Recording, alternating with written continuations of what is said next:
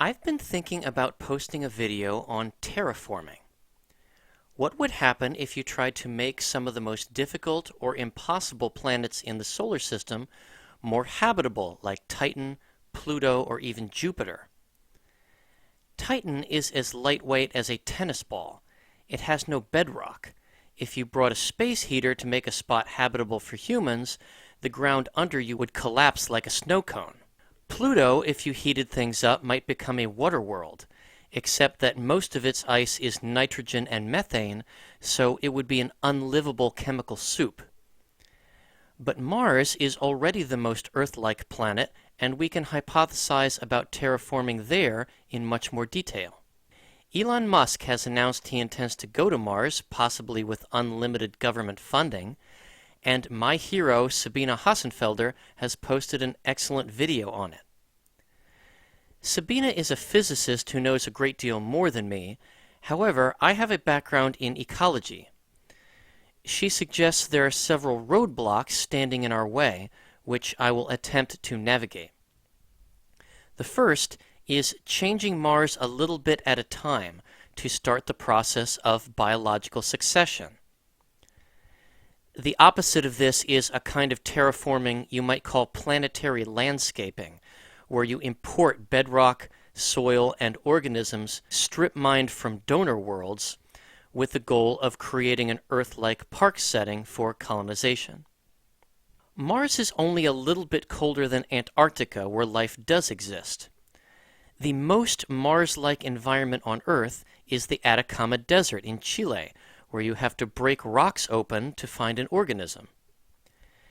If you transplanted a portion of the Martian surface to Earth, or just removed the oxygen, warmth, and moisture from an area, I think life would find a way to move in because it evolved from a more lush place that has those things. And we can accelerate that process to begin an ecosystem. So there are already organisms that can live without warmth, ones that live without oxygen, and Mars already has surface water if you can provide heat and oxygen. The algae that grows in Antarctic ice requires only sunlight, carbon dioxide, and frozen moisture. So we're going to talk about bringing those three requirements for life to Mars, starting with an enclosed habitat like a lab, and then an enclosed patch of ground like a greenhouse, that gradually expands and adapts through biological succession, and see what happens. Terraforming the whole of Mars is not necessary to grow certain desert lichens, nor would you have to bring in oxygen. Just alter one or two factors that humans can do by hand. And the lichen may eventually have some need that Mars can't provide. But the fungal aspect would live for a while and possibly parasitize the algae for food, just as an enclosed astronaut living space can become home to an opportunistic mildew. Biosphere 2 was a failure nobody talks about. They couldn't maintain an enclosed ecosystem even in the desert, let alone in space. However, it is still an ecosystem. They use it to grow white poplar trees for genetic research.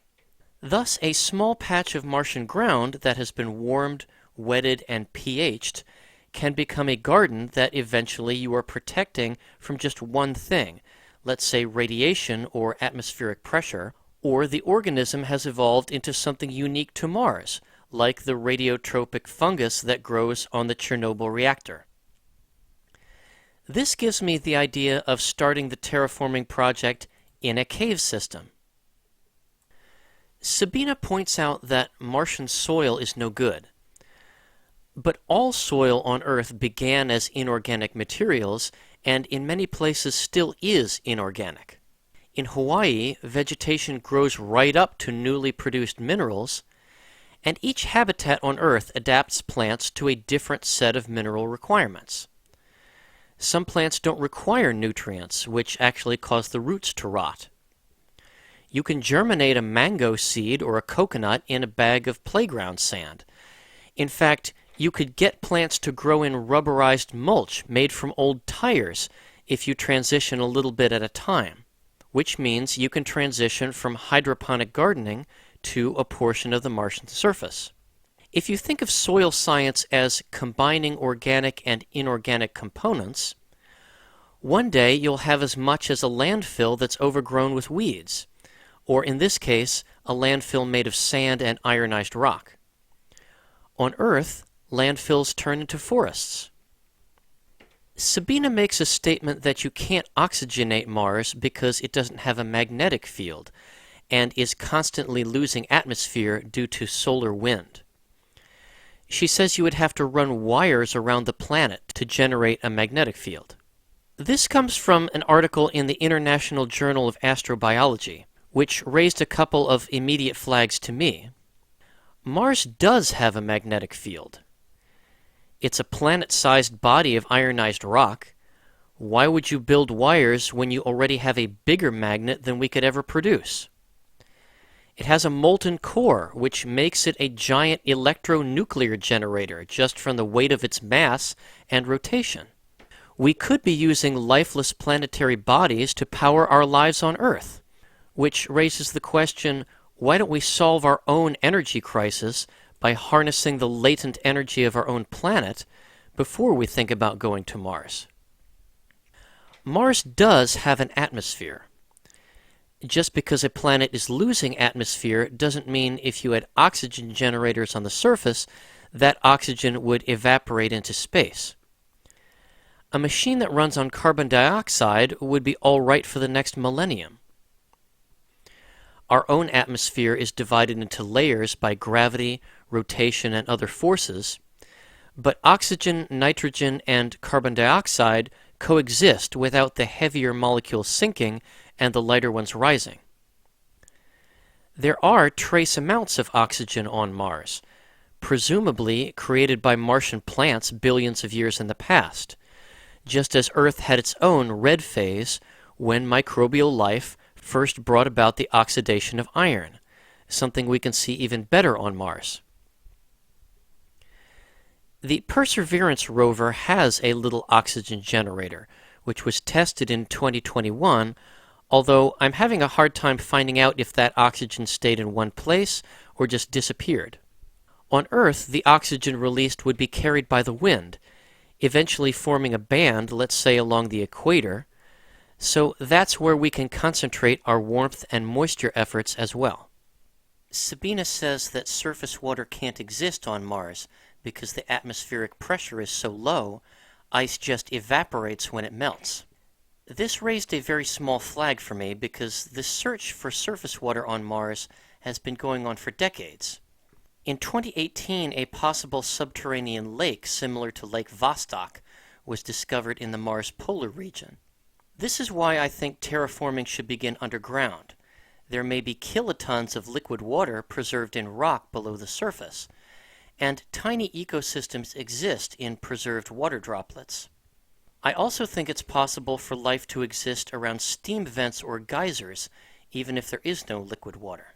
But there is enough H2O on Mars to cover the surface 35 meters deep.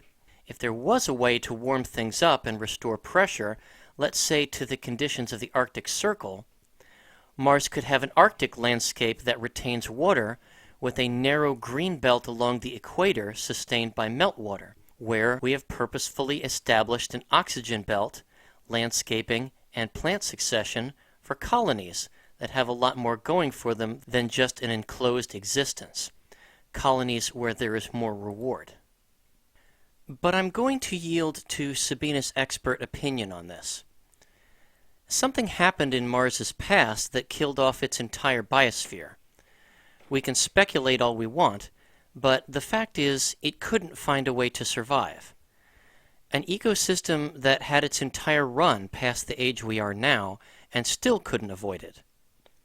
So I'm surrendering to a superior intellect. However, there is another point I think I'm right about. Elon Musk has said we need to start securing the future of humanity so we can be a million-year civilization. So my question is, if we're talking about that, why don't we use classified science? Every profession has things they talk about behind closed doors, and yet we're talking about colonizing Mars with rockets that take 7 months to get there?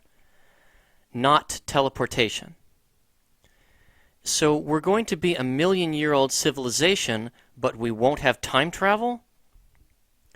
Are we going to be a million-year-old civilization of hillbillies? What is the reason Sabine or anyone challenges scientific convention in other ways, flexing their imagination, but looks at this from the view of skeptical popular science? Are there rules that say you can speculate about that, but you can't speculate about this? Let's say you're a rocket designer hired by Elon Musk and you happen to live in New Jersey, where as of today, 300 city mayors were told their drone problem is a nothing burger, while Congress was in a 3-hour classified meeting on the subject. This is not a revolution about air travel, but about ourselves. The war in Ukraine is a war where obsolete ground forces are trying to take the high ground like it's the U.S. Civil War. This is our current technology in an implementation phase that only results from years of testing, while the general public has become dumber, wondering about lights in the sky. Let me put it another way. What would you tell someone who's setting foot on our planet for the first time? Would you and your neighbor continue bickering over what's socially acceptable? Would you say we haven't achieved teleportation or anti-gravity yet?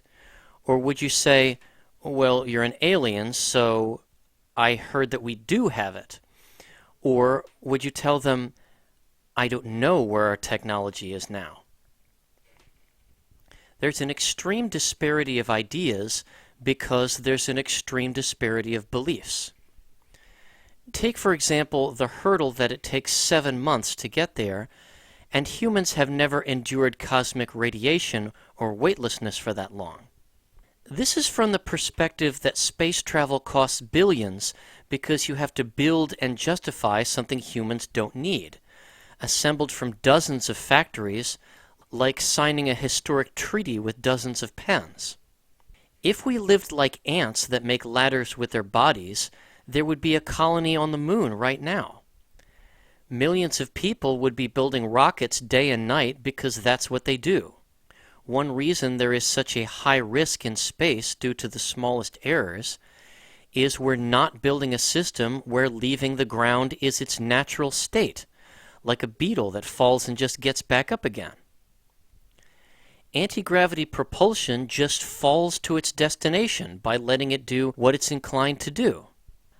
I'd like to invoke Archimedes and say the forces of nature are only waiting for us to flip the lever. Thanks for watching.